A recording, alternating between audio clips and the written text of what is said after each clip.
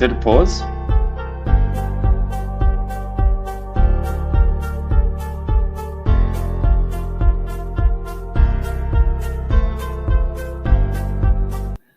Hello, I'm Dr. Sandra Cabot. Welcome to my webinars where I share information to give you knowledge and clarity to enhance your health and well-being. I've been a medical doctor for over 50 years and I know that knowledge is power. So let's go. Hello, everyone. Lovely to be with you today and also to be with Igor, although I can't see Igor at the moment, but there he is. Magic, he's popped up.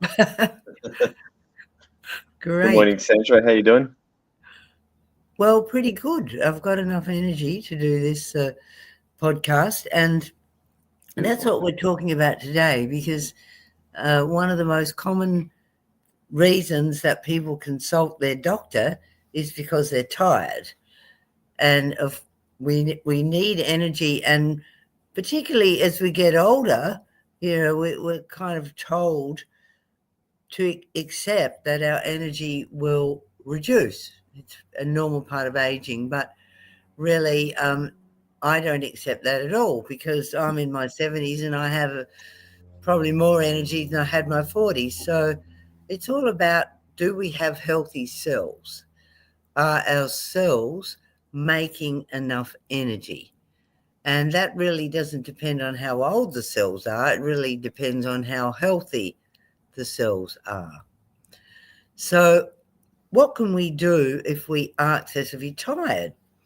Well, the most common drug that is used worldwide to affect the energy of the brain is what, Igor? Coffee. Yeah, caffeine. It's the most commonly used nootropic, which is a brain-stimulating substance worldwide, and about 90% of people use coffee. And look, that's fine.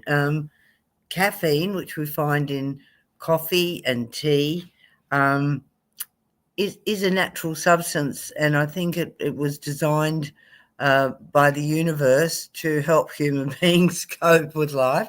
But the thing is, how do these stimulants work, like either caffeine or nicotine? How do they work? Well, what they do is they cause your brain and your adrenal glands to release adrenaline. And of course, adrenaline is that wonderful excitatory neurotransmitter that wakes us up. It's like a flat battery. Okay, we're recharged because we've released adrenaline. But that effect only lasts for about an hour. So some people are going to have 9 or 10 coffees a day. And in the end, that will deplete the adrenaline in their body. So what we need is sustained energy. We need endurance. And that's what we're going to talk about today, how we can improve our cellular energy so our cells are always making enough energy and we don't just rely on the caffeine or the nicotine. And by the way, I'm not recommending that you smoke, but some people use nicotine patches or whatever to boost their adrenaline, and nicotine in itself isn't harmful, but once again, if you use too much, well, you're going to deplete your adrenaline stores. So we're going to look at more sustained energy, the methods to achieve that, and we'll cover it over a series of webinars as well. Yeah, so let's look at, why do people feel tired all the time? Well, the term chronic fatigue syndrome has really been overused, I think, and some people think it's a diagnosis. Well, it can be caused by thousands of different things. So it's really a waste paper basket term that we just throw everything into and go, well, you're tired all the time, you got chronic fatigue, but why? It's not helpful just to have that diagnosis. And I think it's important that people understand there's no one magic bullet that can help to restore our energy, to rejuvenate our tired cells. There's no one magic bullet. You really need a holistic program, mind, body, spirit medicine.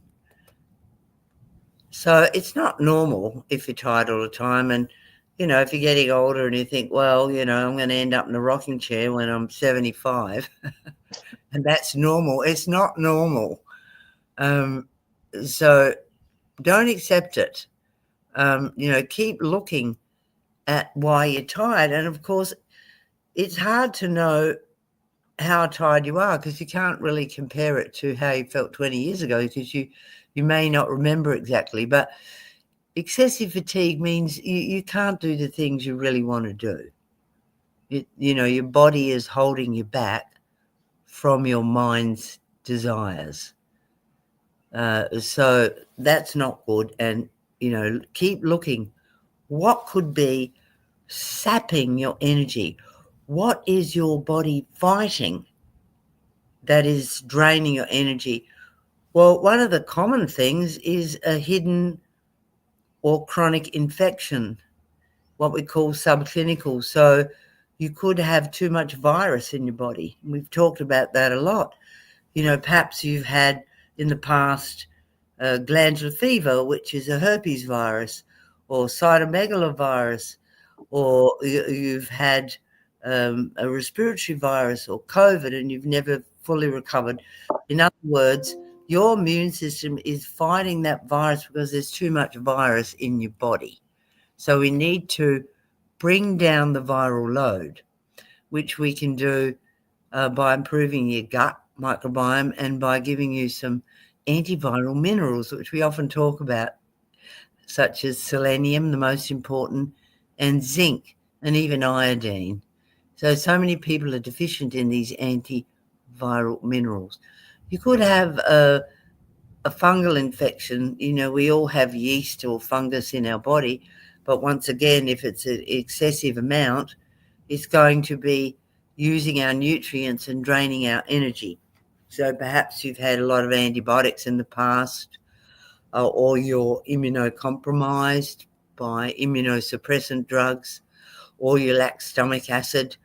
That could all contribute to an overload of fungus. And of course, if you're a sugar addict, well, then you're going to be feeding a lot of unwanted fungus in your body. It could be bacterial, it could be in your sinuses. It could be in diverticular in your bowel. It could be in your appendix. It could be somewhere in your lungs. Just too much of the unhealthy bacteria, such as E. coli or Staphylococcus, Streptococcus. So your immune system is fighting these bacteria, and of course, that takes energy. And is this bacteria in your gut or just throughout your body? It could be hidden in all sorts of nooks and crannies. It could be in your sinuses. That's a common place for chronic infection to hide. And that will often manifest as recurrent headaches, nasal congestion, postnasal drip. It could be in your gut, particularly if you've got diverticulosis.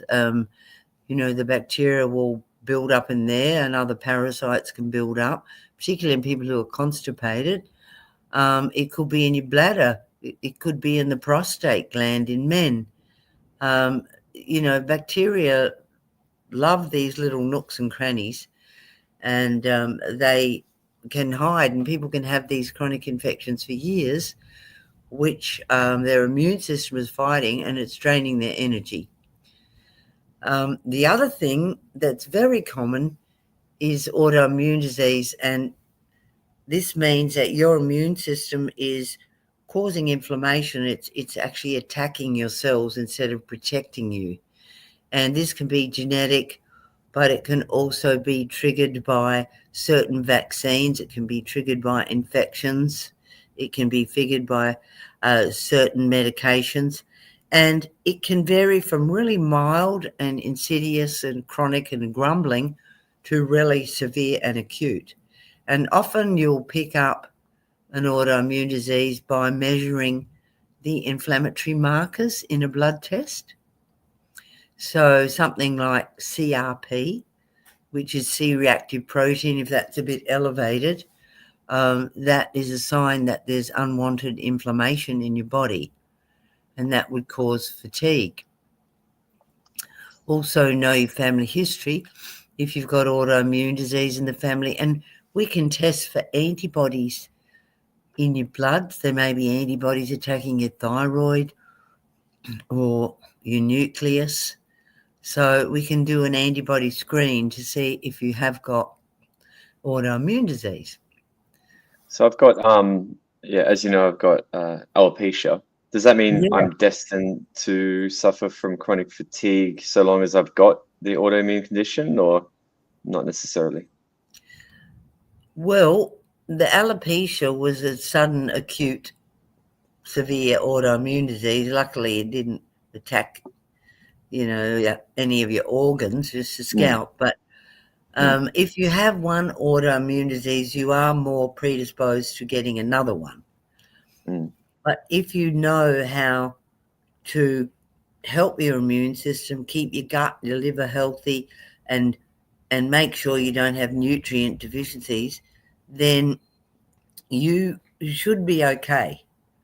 Okay. Because it's really interesting, that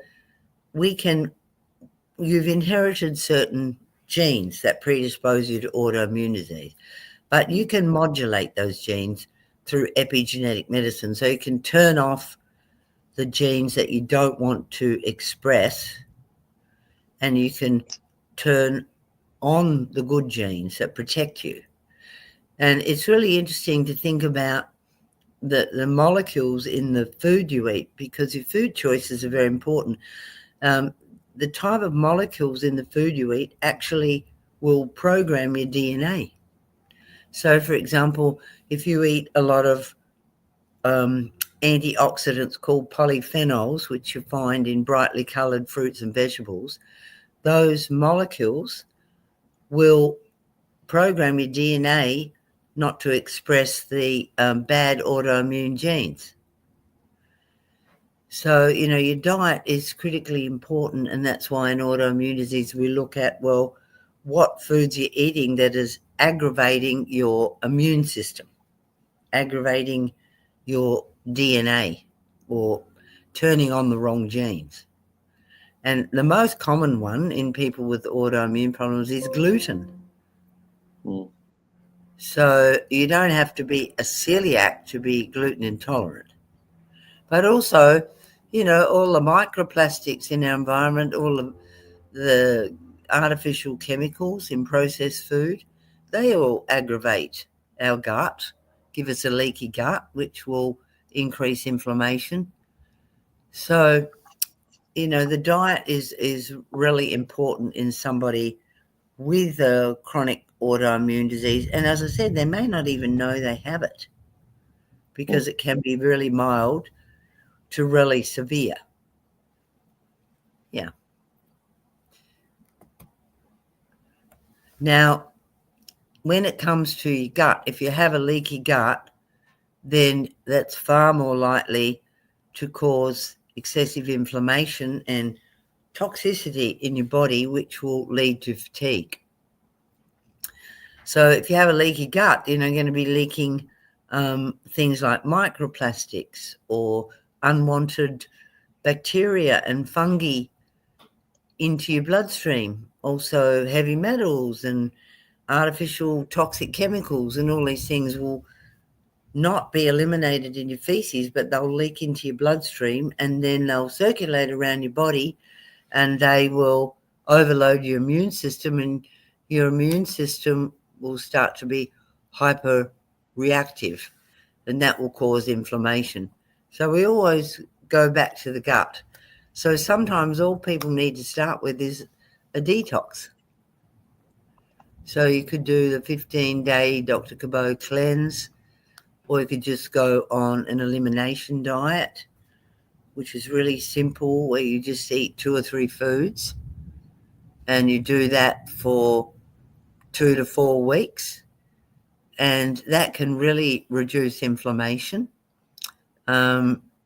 if you do have a small intestinal bacterial overgrowth, which is often associated with leaky gut, you'll get a lot of bloating, then you could try a natural antimicrobial such as Bactoclear, which has got the essential herbs like berberine and thyme and oregano, and that can reduce the amount of unhealthy bacteria in your small intestine and also reduce candida. And after you've done that, you could use a probiotic, a good probiotic, and there's lots of different ones available, and it's good to vary them. And you can also eat fermented foods, which have trillions of good bacteria, and they'll help to fight the bad bacteria. You can also try and heal your gut, heal the gut lining with glutamine, an amino acid glutamine. Or you could try the ultimate gut health powder. That's also very good. That's got a lot of glutamine, and it's got aloe vera, slippery elm, and a probiotic. So that could help a lot as well.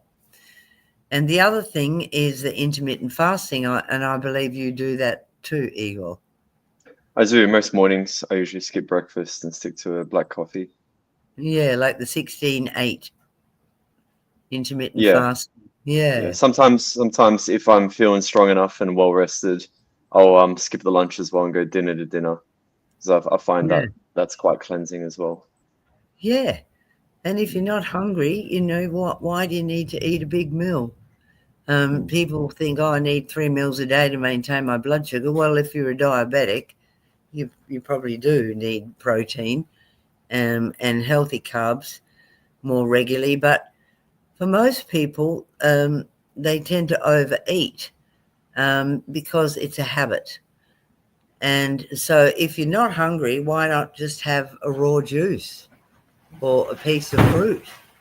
I think, that can be really beneficial for your gut bacteria. And, every time you eat, if you eat a big meal, that takes a lot of energy to digest. And every time you eat, you release free radicals because it's a lot of work for your gut. So some people find, when they eat less and they do a bit of intermittent fasting, they have a lot more energy. The afternoon slump where people are sitting in the office at about 3 p.m, they're kind of nodding off like this. And they go for the caffeine. Well, that could be just because you've eaten a lunch that was too high in carbs and all you really needed was a big drink of water. The old carb coma. Or maybe a salad. I like to eat a lot of salads. I think, you eat a big salad and you don't feel tired afterwards. Yeah. True. Yeah, it's pretty low carb. I always like the evolutionary biology angle because you think, okay, if we're, our body, our physiology is adapted to hunt and gather. How many hunter and gatherer populations have 3 meals a day at the exact same time? Like, no, never. You kind of you eat when you catch something or when you gather something. That's basically it, and you're fasting the rest of the time. So it makes sense that we're adapted to fast. Yes, we are. That's right. And snacking can be bad. Snacking too often can be really bad. Because you never give a gut a rest, really, do you? And when our gut rests, I remember reading in was it? I read a few fasting books last year. That was saying like that's when all your restorative functions of your gut actually kick in, is during the fast. So if you never give yourself a chance to fast, your gut never really has a chance to restore itself and heal itself. Exactly. Yeah, it's always working. And every time you're digesting and you're releasing free radicals, so particularly overeating is very inflammatory. So, your liver has to work, your gallbladder has to work, your gut lining has to work, your pancreas has to work. It all takes energy. So eating too often, snacking, is not a good thing for people who have chronically tired because they have a gut issue. Yeah. Now, one thing we see a lot is that people don't have adequate digestive secretions. And this is more common as people get older because things do wear out a bit, or in people who have a fatty liver, or people who've lost their gallbladder, or people who have a fatty pancreas. I had a patient the other day who had severe fatty liver, right? And the fat was now starting to invade her pancreas. She had a fatty pancreas, and she was quite overweight and very tired. So if you are not producing enough bile because your liver's fatty or your gallbladder's sluggish or your pancreas is fatty, you don't have the digestive enzymes. So you eat food, and what happens? You don't break it down. It just sits there partially undigested. And so you get a build-up of unwanted bacteria in the gut, and you don't absorb the nutrients from the food. So you end up with nutrient deficiencies. So, this whole digestive issue is critically important. The other thing, a lot of people don't produce enough stomach acid. And if you don't produce enough stomach acid, you'll get an overgrowth of fungus and bad bacteria in your gut. You'll also not absorb minerals, and you'll also not digest protein. So you may think you have a healthy diet, but if you're not breaking down the food and absorbing the nutrients, it's not going to help, is it? So sometimes people need to take something like ox bile when they have a meal that contains protein and fat. They also may need to take hydrochloric acid, and they may also need to take digestive enzymes. I don't know if you can hear the rain here, but we're in the middle of a big storm. Can you hear the rain? I can actually, yeah. You can? It's not too bad. Yeah, well, it's nice for the garden, yeah. Summertime, yeah, a big storm. Yeah. Okay, so often we'll need to give people, digestive supplement with the pancreas enzymes, the bile, and the hydrochloric acid, and you can get super digestive enzymes which have all that in one capsule. Yeah. So you can do blood tests for your pancreas and see if it is inflamed. You can also do a feces test to see if there's enough pancreas elastase, which, if there's not, means your pancreas is not producing enough enzymes. And sometimes it's just trial and error taking the digestive enzymes to see how much is going to help you. So I recommend you take them in the middle of your meal, because that's when you need the acid and the bile and the enzymes. So some people find that's dramatically effective in helping their gut and their nutrient status. Another thing we need to think about is the adrenal glands. So you can see the adrenal glands, these two little yellow glands that sit on top of the kidneys, and they're producing adrenaline, which we talked about. That gives us the quick energy that we produce when we need it. We're in a threatening situation and we need a big bolus of adrenaline. So that's where our adrenal glands could be considered our survival glands. So, but we need like a certain amount of adrenaline all the time as well, like a base load. So if our adrenals are shrinking, let's say they're atrophied, or they're just not healthy because we're lacking vitamin C in particular, then we may not be producing enough baseline adrenaline. The other thing is our adrenals produce all the steroid hormones like cortisone and DHEA. And those hormones give us endurance. They give us the long-lasting energy.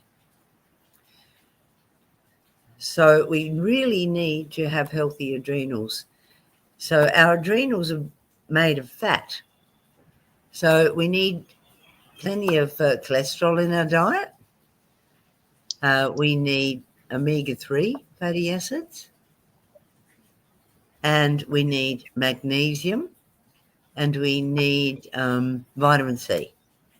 They're the critical nutrients for healthy adrenals. Quick question, And Sandra.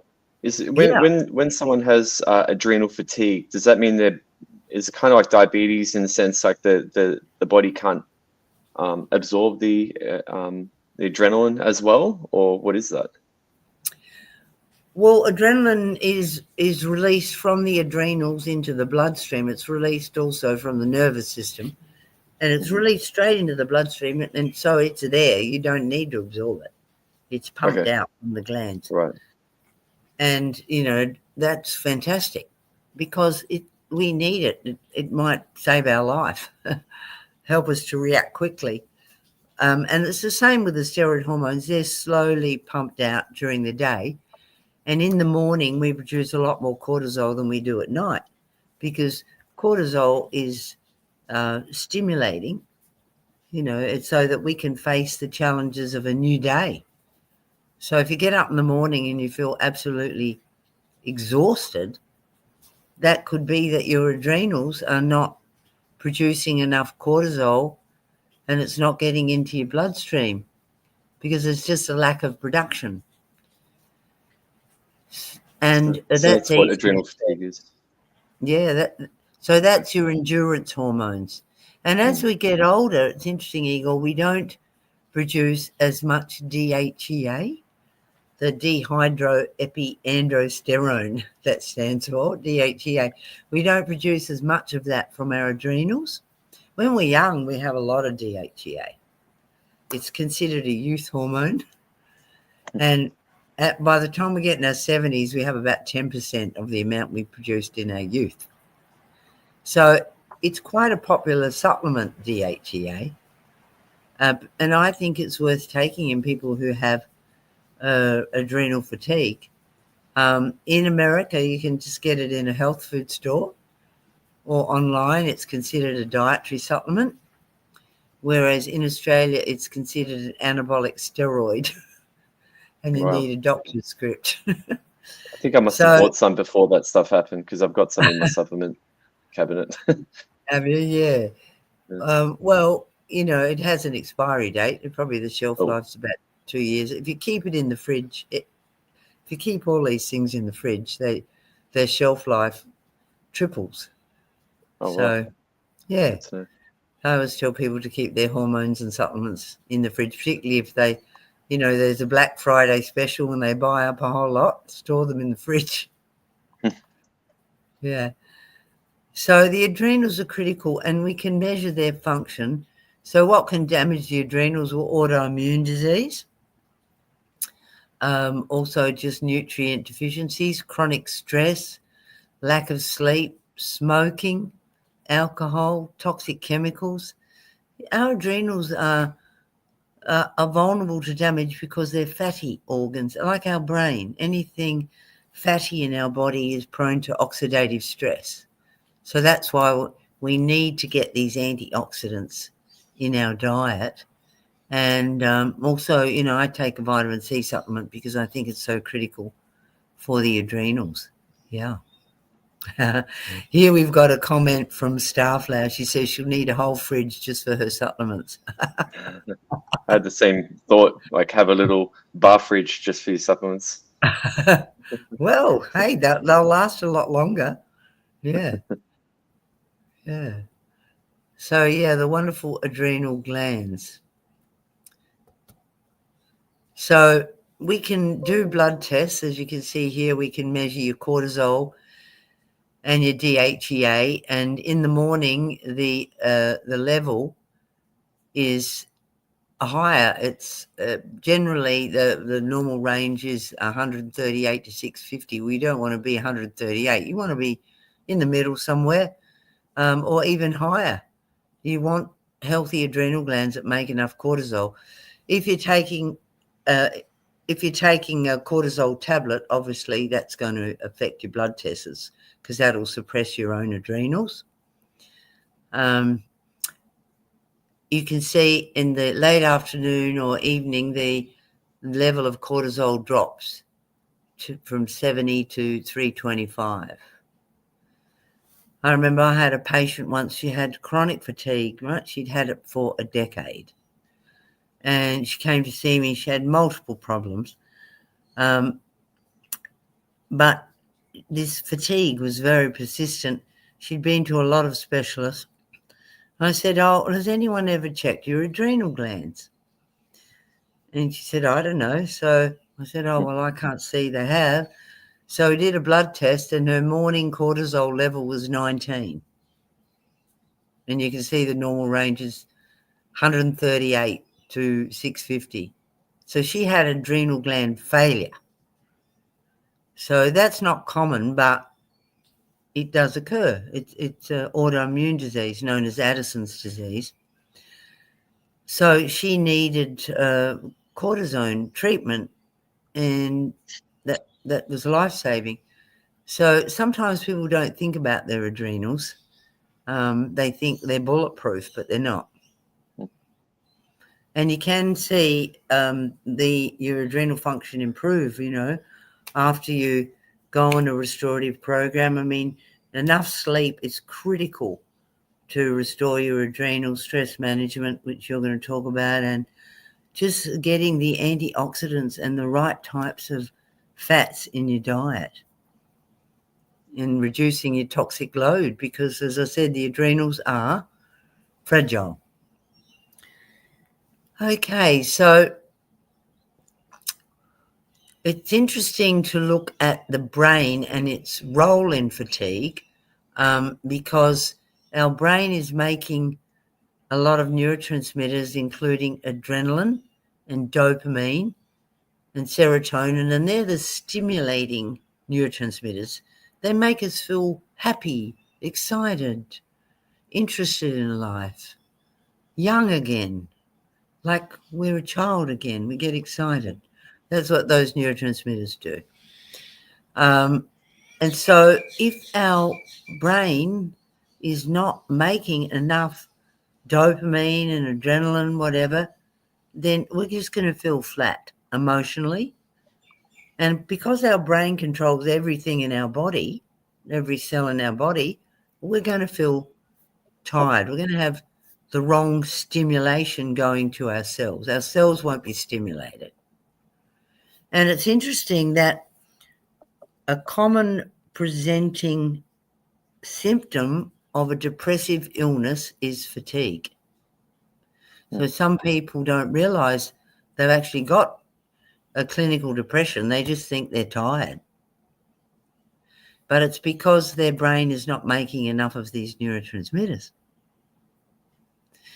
And one thing we know that can help our brain to make neurotransmitters is a high protein, high fat diet.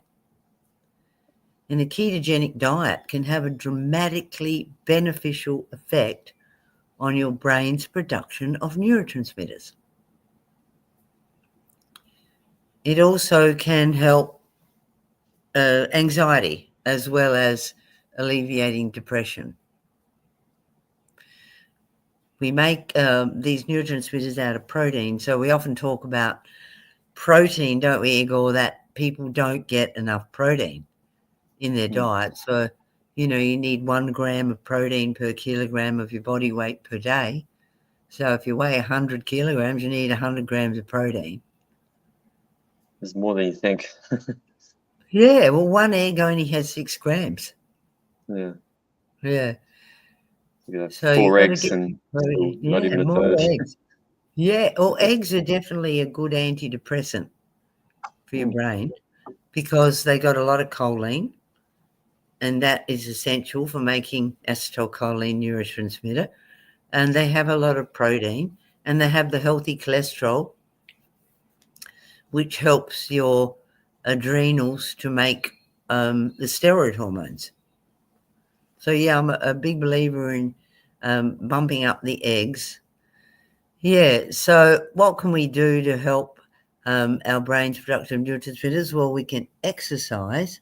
We know that exercise is critical because that will bump up the endorphins, which are the happy chemicals in our brain. So get out there and get physical, and even little bits of exercise can help a lot.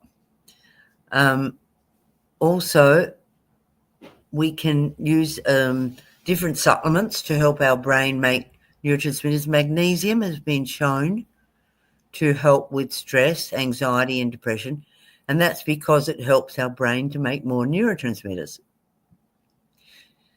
Also, the supplement N-acetylcysteine, it's been studied in different psychiatric disorders, and studies have been published, and that can help to repair cell damage all over the body, but also in the brain.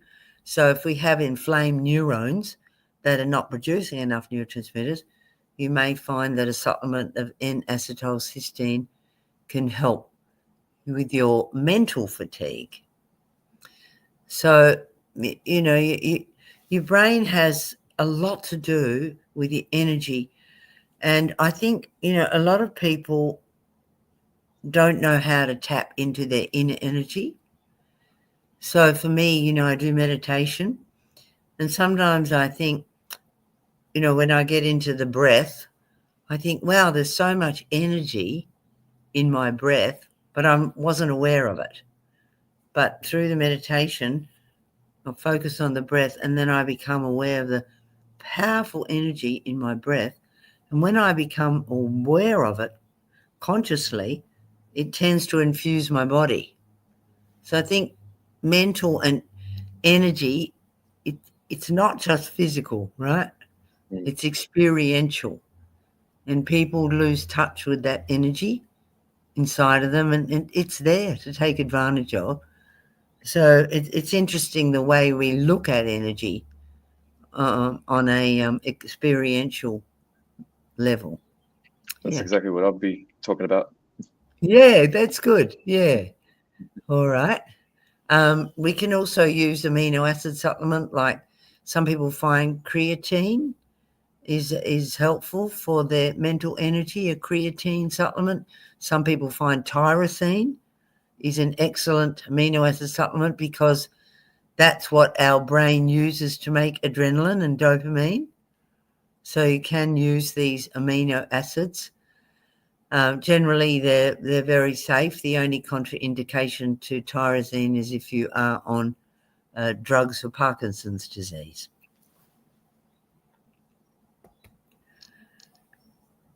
Okay, so I think I might finish my presentation on this slide, and we'll continue. We'll continue with it in our next podcast.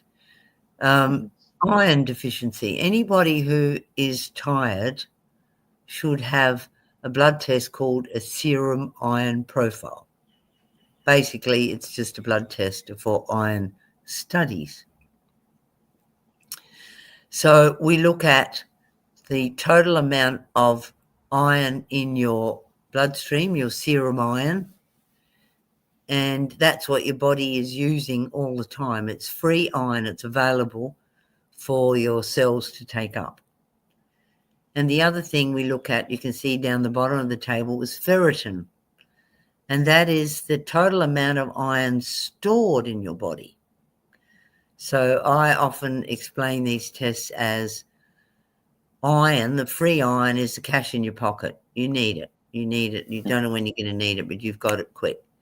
Whereas the ferritin, the stored iron, is like your savings account. You need it for a rainy day. So you don't want your serum iron or your ferritin to be low. And if both are low, then you got a severe iron deficiency.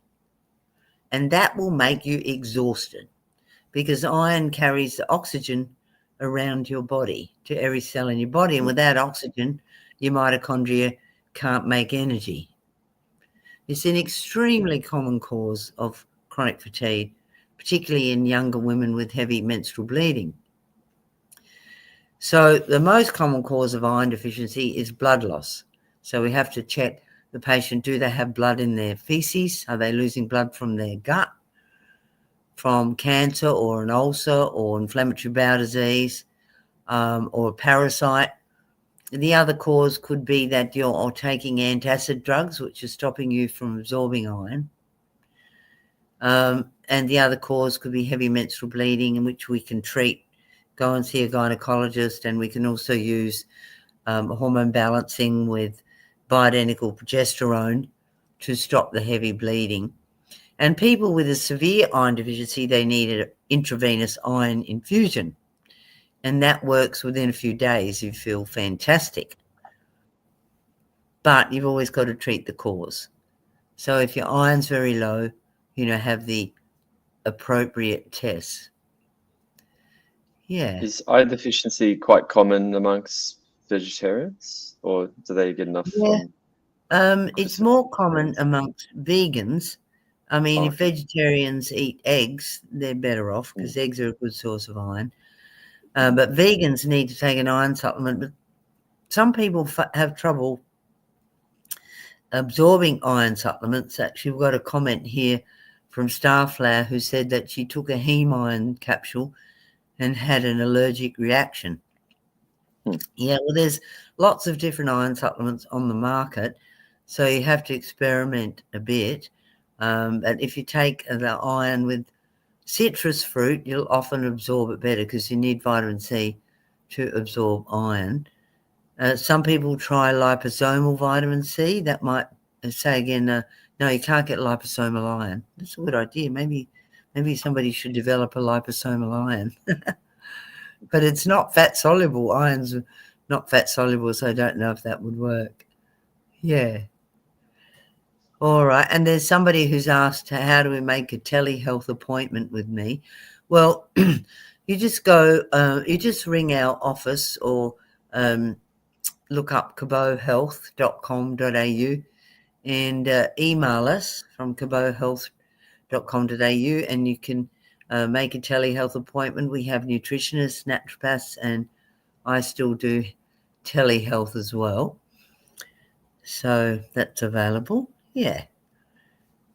So I think, Igor, you have a little presentation for us, which would be excellent. Yes. Because it's a big subject. A big subject. Yeah.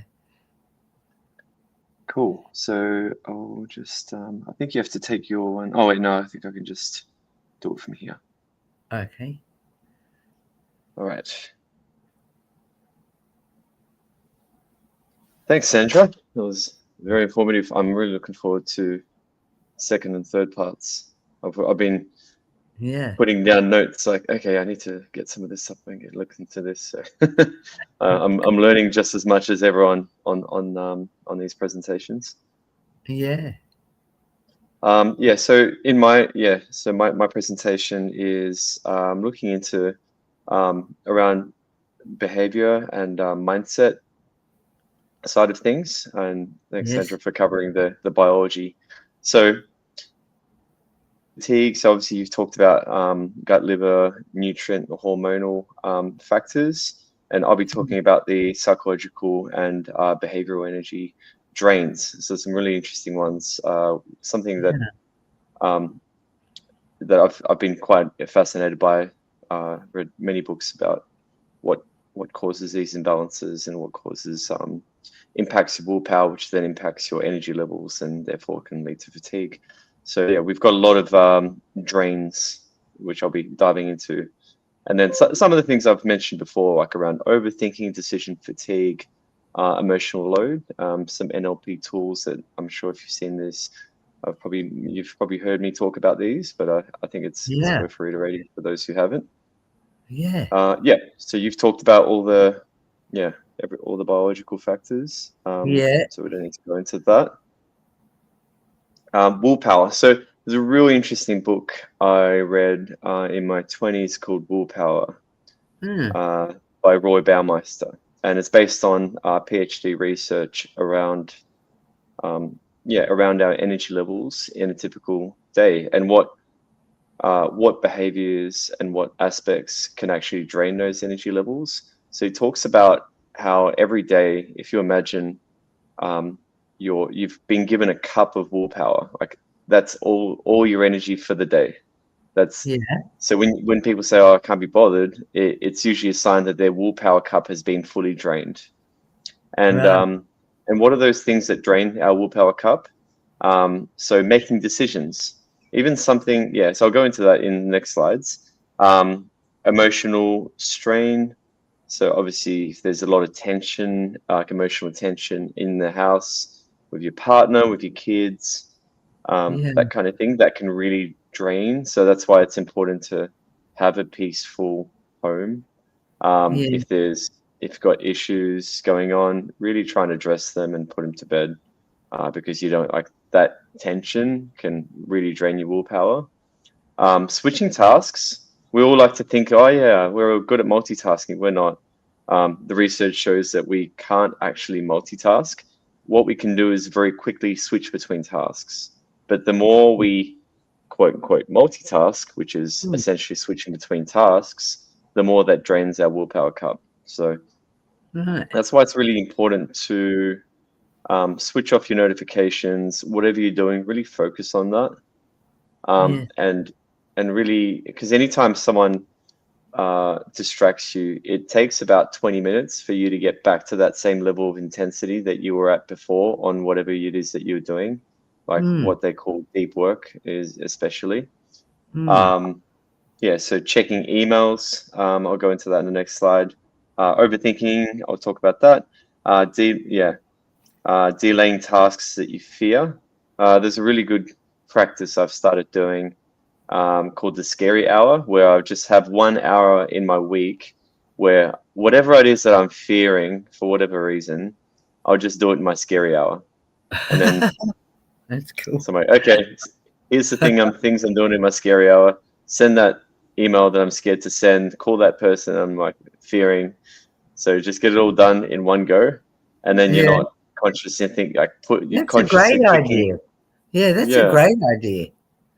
Yeah, because yeah. then your Otherwise, adrenaline is only being released, high adrenaline is only being released for that hour mm. instead of, intermittently ongoing through the Because day. otherwise you're just kicking the can down the road. You're like, oh, I'll make that important but scary call today. Oh no, got too busy today. I'll do it tomorrow, and then that drains your willpower cup. Yeah. Clutter is a huge one. I think it's really important to keep your workspace, keep your home tidy, because the Yes. more there's clutter, the more that drains your willpower cup. And also like messy home, messy mind. It works both ways. Hmm. If you walk in someone's house and they've got a messy house, more than likely they're probably a bit scattered in the mind too. Somebody Nutrition, commented. Somebody commented here, Igor. She says, "I would be dreading that scary hour all day." maybe do it in the morning then. But after you've done it, you'll stop dreading it. Exactly. Yep. So once you've and like once you start like make that habit, then and then you stick to it. Then make sure you actually do all the things you wanted to do in that scary hour. Then Mm. you trust yourself. Then your nervous system relaxes because you go, okay, I trust that I'll do that scary thing in the scary hour because that's what I've done last week. That's what I did the week before. So it's all about building up that trust within yourself, and that helps Mm. your nervous system relax. Mm. So Yeah, nutrition we talked about, negative self-talk we talked about. you did. So Yeah. yeah, so essentially these are all micro drains. Um, so yeah, opening emails. So even when you open your inbox and you look at emails that you need to action, even just seeing, okay, I need to action that later, that becomes a micro drain. So if you can, only open your inbox a couple of times a day. Don't just keep opening it without actioning because that drains your willpower cup. Right. So that's what I do. I only check it in first thing in the morning, lunchtime, and at the end of the day, and then I try and Mm. action as many as I can. Mm. Because otherwise, yeah, it will be another leak in my willpower cup. Mm. Yeah, switching apps 50 times a day. Everyone has probably got a well-worn tab key on their keyboard between switching different programs. So Again, I try and minimize that. Scrolling social media, that creates more open loops because you're like, oh, I got to respond to that. I got to do this. Yeah, and if you want your social fix, just go see your friend. Yeah. It's like I liken social media to like eating ice cream when you're hungry. Oh, right. Not nutritious, and it's not going to fill you Yeah, up. it's a good analogy. Yeah. Yeah. Yeah, rereading messages. So again, that's another open loop because you're not addressing it. You're like you're just rereading it. Oh, I'll do it later. Actually reply, and then don't look at it again until lunchtime or the end of the day or something like that. Yeah, Right. turn your notifications off. That's the number one thing because notifications create open loops, and the more of those you have, the more you're more tired you are because these are holes in your bucket. Yeah, so trying to push through mental fog with like caffeine or whatever. We really got to understand what is causing the mental fog. Is it a biological thing? Is it because you're not clear on what you're trying to do in that moment? Like really figure out what is causing the mental fog. Yeah, replaying conversations in your head. I'm guilty of this where I'm like, oh, I should have said that thing. It's like, no, it's not helpful. So yeah, it's important to like put it to rest. Whatever it is you said it. Whatever it is you didn't say it. Figure out how to repair whatever needs repairing, or say what needs to be what you didn't say, what was unsaid, and then move on, because that's another big open loop. Yeah. So every time we put something off, it stays in our mental RAM.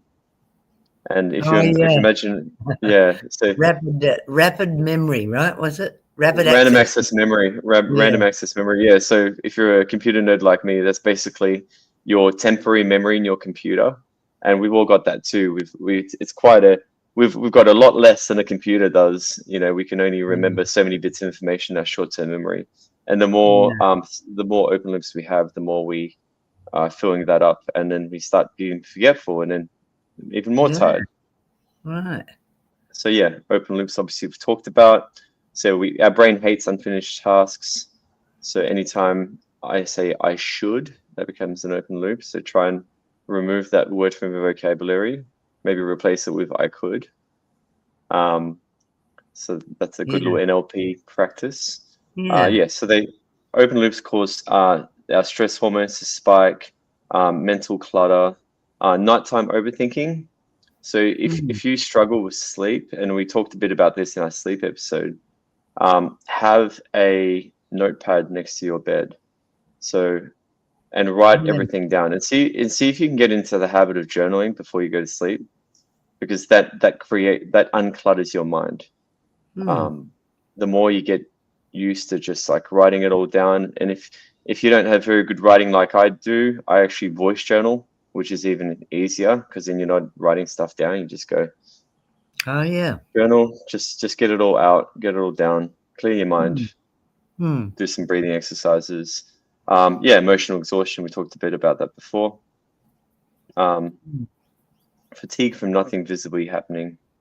That's basically, these are all basically elements of that. So it could be in your biology, it could be in mental clutter, open loops.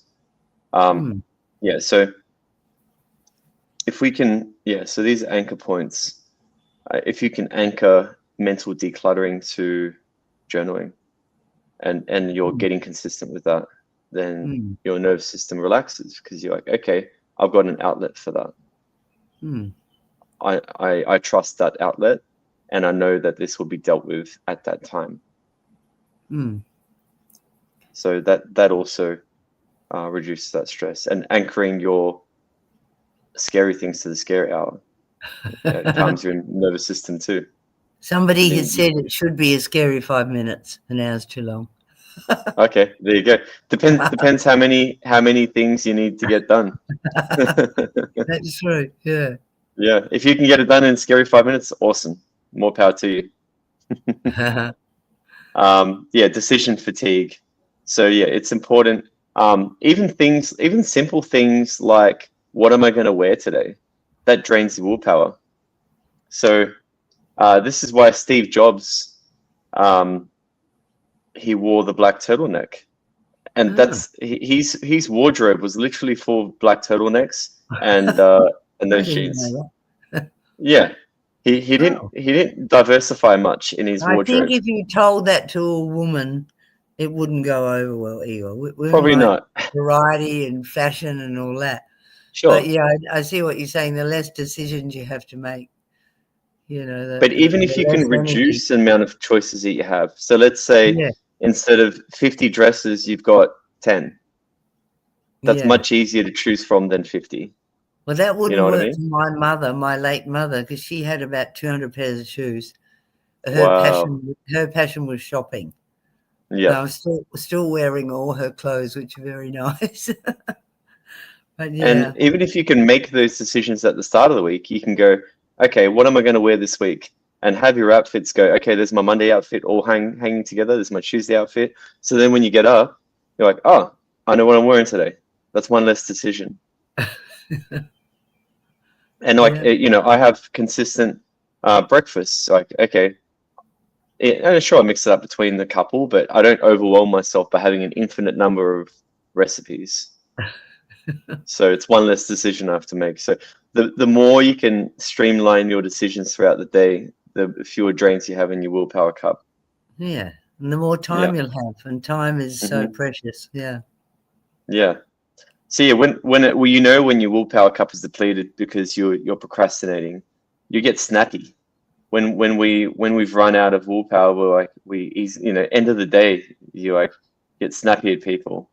You make unhealthy choices. I know that if I've had a stressful day, I'm probably going to eat one of my comfort foods in the evening, which probably isn't one of the healthy choices. Right. I can't think clearly. So yeah, fatigue is often a decision problem, not a motivational one. So think about how many decisions you make in your day and how much can you refine that, reduce that, so you're making fewer decisions.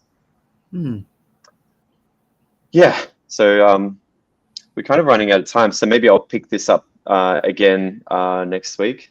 Yeah. And then you'll pick up where you left off. I'll pick up where I left off, and we've got a few minutes to answer any questions. Subject, energy, the currency of life, and if we can have more energy, we can achieve so much more, and we can enjoy our life. It's nothing worse than being tired and just dreaming. I wish I could do that. I wish I could do that, but you're just too tired. So we're going to help you to rejuvenate your cellular energy with our series on fatigue. Okay. We'll see what any questions. We got any answer to questions, or have we answered all of them? Oh, I'm not sure, but if people have questions, please email us. Just go to cabothealth.com.au and send us an email. We love to get your emails, and we can put you in the right direction. And also, we can contact Igor, and he can email you.